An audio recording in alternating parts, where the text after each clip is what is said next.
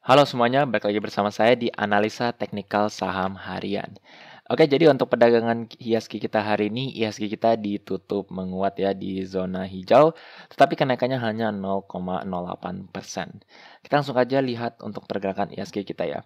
Nah, jadi mungkin disadari juga ya bahwa IHSG kita memang kesannya masih nanjak overall, walaupun kemarin-kemarin tuh sempat koreksi cukup dalam ya hingga ke 6.400, tetapi IHSG kita mantul kembali dan saat ini pun IHSG kita bahkan di atas 6.680 ya, maksudnya di sekitar ini udah bahkan masih di atas level resistennya dan sekarang menjadi level supportnya ya di 6.640.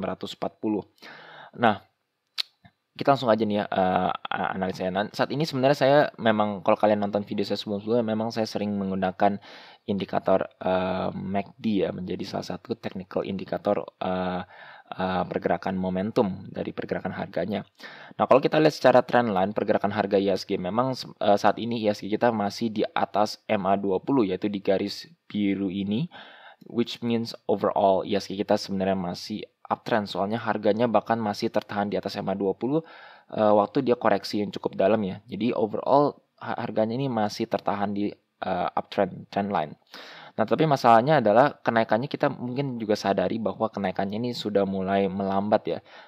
Dia apa kita juga bisa lihat sendiri ini garisnya pun juga udah mulai agak turun MA20-nya. Jadi memang terlihat bahwa kenaikannya agak terhambat. Nah, itu untuk secara pergerakan harganya ya. Nah, yang saya ingin point out adalah saat kita menggunakan MACD di pergerakan harga ini sebenarnya agak sulit untuk kita nilai. Kenapa? Soalnya MACD ini tuh kalau misalkan ada suatu pergerakan harga yang sangat cepat atau sangat masif, which is seperti ini ya, pergerakan harga kita lihat sangat cepat sekali kenaikannya dari awalnya dia datar terus langsung loncat. MACD-nya ini cenderung memberikan false positif suatu reversal ya. Soalnya kita lihat sendiri saat harganya melesat sangat pesat, ini garis histogramnya pun juga sangat pesat dan garis birunya sangat pesat. Sehingga pergerakan harga kenaikan selanjutnya itu menjadi lebih rendah daripada sebelumnya. Jadi kalau kita lihat secara pergerakan harga nih ya, kan harganya kan dia cenderung naik ya. Kita lihat, maksudnya saya tadi udah mention bahwa secara pergerakan harga IHSG kita masih uptrend. Tetapi kalau dari MACD-nya justru kebalikannya. Saat harganya dia terus mengalami kenaikan, ini kita lihat MACD-nya justru turun ya. Bahkan histogramnya pun juga sangat bahkan ini nggak ada hijaunya sama sekali ya. Sehingga kalau kita lihat seperti ini sebenarnya ini menunjukkan seperti bearish divergence ya. Ada bearish divergence dari IHSG kita, which means MACD-nya ini lagi mau predik bahwa ada reversal yang akan dilanjuti dari pergerakan IHSG. Sebenarnya bisa aja sih ya, bisa aja. Maksudnya MACD ini tuh cuma menunjukkan bahwa memang kenaikannya ini sudah lebih lemah daripada sebelumnya. Nah, tapi masalahnya adalah kenaikan yang sebelumnya ini sangat pesat sekali, sehingga kalau kita bandingkan dengan kenaikan dia sebelumnya dan saat ini, jelas pasti akan jomplang ya. Maksudnya pasti yang ini lebih kuat sehingga MACD-nya pun garisnya menunjukkan tanda-tanda bearish divergence. Jadi agak sulit untuk sebenarnya kita nilai ya. Nah, ini yang maksud saya, kalau kita lihat dengan time frame per 4 jam ya, kita mau berdasarkan pergerakan harga di sekitar sini, kita mau lihat pergerakan harga di sininya. Ini sebenarnya kita lihat bahwa MACD-nya memang ada bearish divergence waktu di sini ya. Tetapi justru saat dia nggak reversal nih, kita lihat saat dia di sini justru dia naik ke atas lebih. Kita lihat bahwa MACD-nya garisnya pun ini mulai mendatar ya, sehingga pergerakan momentumnya tuh seperti netral di antara naik atau turun. Gitu ya untuk pergerakan dari MACD-nya ya. Nah, itu tadi dari MACD, dan ini saya mau tambahan untuk pergerakan harganya pun ya, ini sebenarnya mirip sekali menunjukkan semacam seperti, well, bisa dibilang seperti symmetric triangle ya kalau menurut saya. Ini kita lihat di sini. Terus kita ambil pergerakan harga dia yang sebelumnya, ya we can ambil dari sekitar sini ya. Terus ambil di sekitar sini lah. Or ya, atau we can take from here. Terus ambil di sekitar sini. Ya, ini mungkin akan seperti ini ya. Jadi kita bisa lihat bahwa sebenarnya sih overall saat ini sih justru IHSG kita membentuk semacam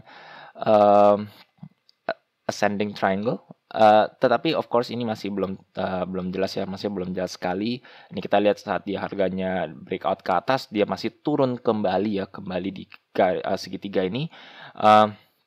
Jadi ya perlu berhati-hati aja ya untuk kalian masuk di emiten ini. Tapi untuk saat ini menurut saya overall IHSG sih sebenarnya masih uptrend, terutama kita sudah mendekati bulan Desember, dan kalau saya lihat dari beberapa emiten,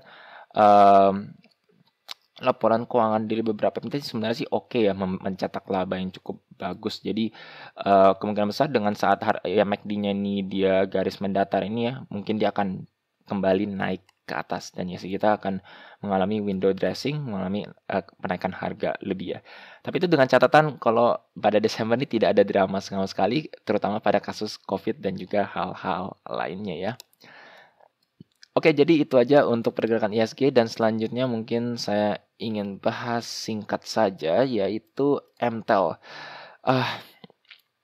Jadi MTEL ini tuh saham yang baru IPO ya di minggu ini ya, baru 3 hari IPO.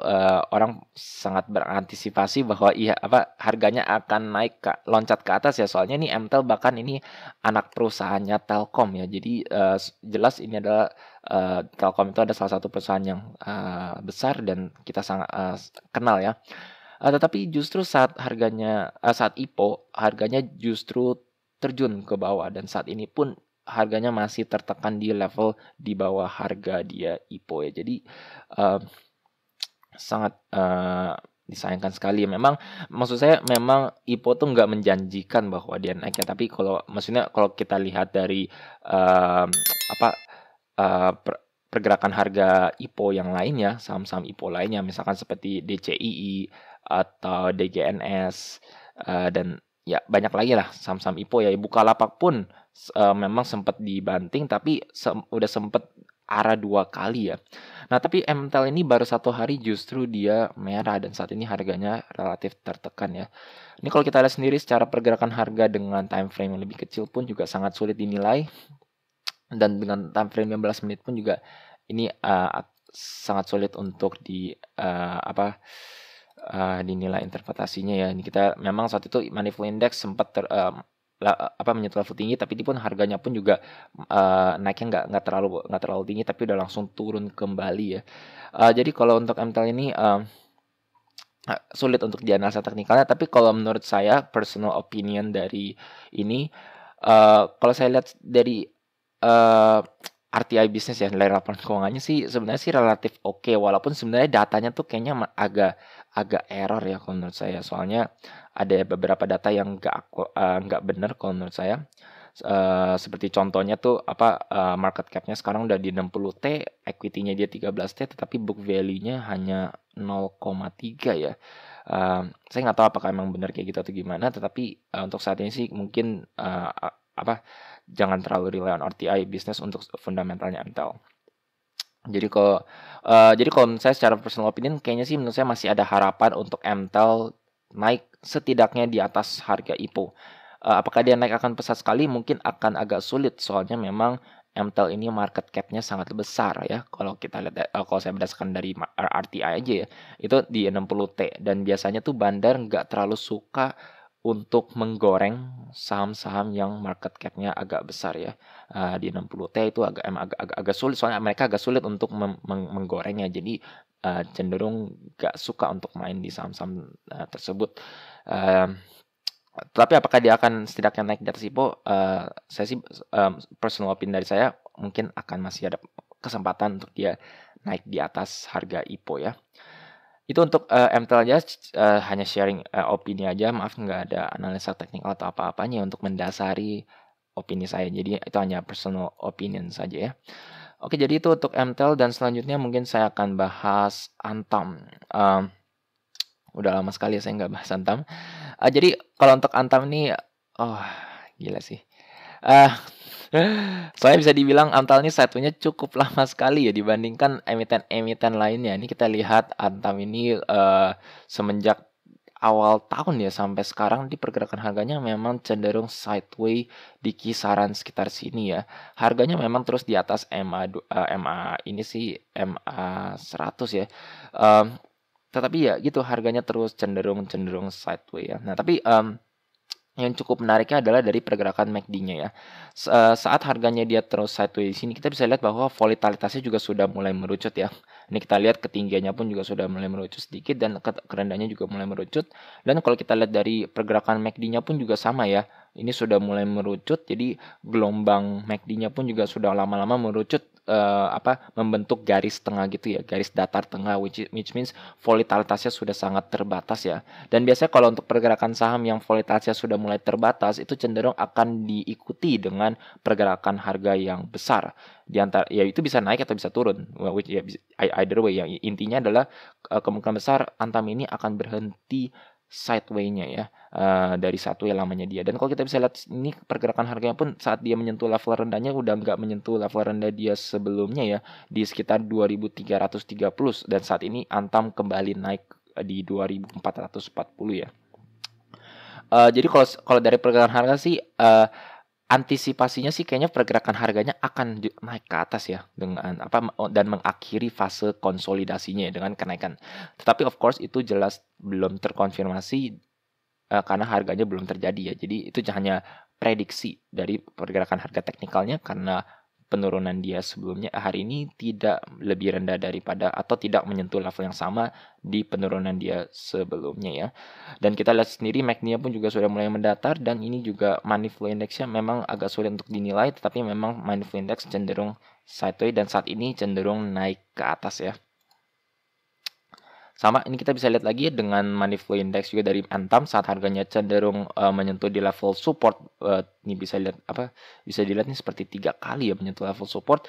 Money flow indexnya juga cenderung membentuk ke atas dan MACD-nya pun juga cenderung ke atas ya. Jadi overall menurut saya sih kayaknya untuk akhir tahun ini Antam ada potensi untuk naik ke atas.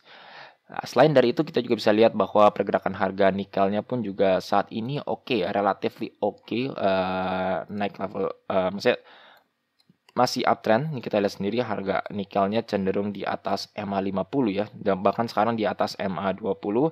Overall masih uptrend untuk pergerakan harga nikel, sehingga ada potensi juga Antam setidaknya di window dressing ini kembali mengikuti harga kenaikannya nikel ya. Itu untuk Antam. Dan untuk yang terakhir mungkin saya akan bahas Pegas ya. Hari ini juga naik cukup pesat ya. Nah, jadi ini menjadi salah satu contoh untuk yang tadi saya sebut ya, di pergerakan IHSG ya. Ini kalau kita lihat sendiri ya, Pegas saat harganya dia menyentuh di sini, terus dia coba naik ke atas lagi, dan overall ini kita lihat memang cenderung turun, dan ini MACD-nya pun juga justru turun ya, menunjukkan tanda-tanda penurunan gitu ya. Nah, tapi justru saat dia menyentuh di sini dia justru langsung naik ya. Dan ini kenapa? Karena pergerakan harga sebelumnya sangat tinggi sekali, sehingga kalau dibandingkan dengan dia berkonsolidasi di sini, jelas kenaikan ini sangat pesat sekali dan dicetak di pergerakan harga MACD-nya, di mana histogramnya pun juga sangat pesat dan garis birunya juga menunjukkan sangat tinggi ya. Jadi itu yang agak sulit kalau misalkan, maksudnya bukan sangat sulit sih, maksudnya kalian harus hati-hati kalau menggunakan MACD, terutama jika ada pergerakan harga yang sangat masif di sebelum atau di setelahnya. Nah, kalau untuk Pegas overall kita lihat pergerakan harganya aja ya. Mirip seperti IHSG. Kalau IHSG kan menunjukkan semacam ascending triangle ya. Kalau Pegas sih kalau menurut saya lebih ke symmetric triangle. Ini kita lihat titik ketinggian dia di sini, terus dia cenderung ya bisa di kisaran sekitar sini. Terus sebentar.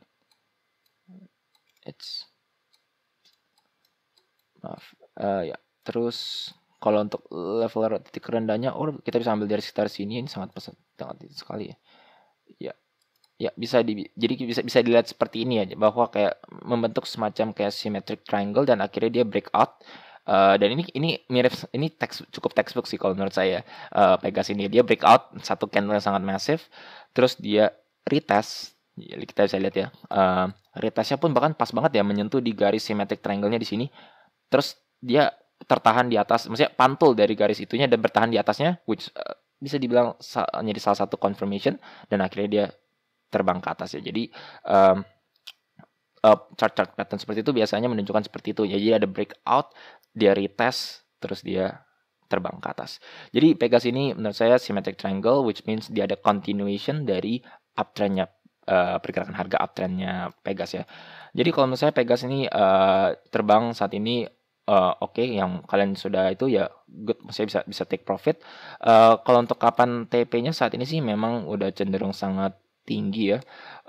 Money Flow Index di 83, tapi mungkin masih ada potensi untuk naik jadi maksudnya MACD-nya akan pelan-pelan melemah, menunjukkan kayak semacam bearish divergence sebelum dia akan koreksi ya. Tapi untuk saat ini masih overall masih bagus. Menurut saya justru masih ada potensi untuk Pegas ini mengalami kenaikan lebih tinggi lagi sebelum dia koreksi setelahnya. Oke, jadi untuk video kali ini sekian saja. Jika kalian merasa video seperti ini bermanfaat untuk kalian, jangan lupa untuk subscribe dan juga pencet tombol bell di sebelahnya supaya kalian selalu terupdate dan juga terinformasi seputar saham di Bursa Efek Indonesia. Sekian dari saya, terima kasih.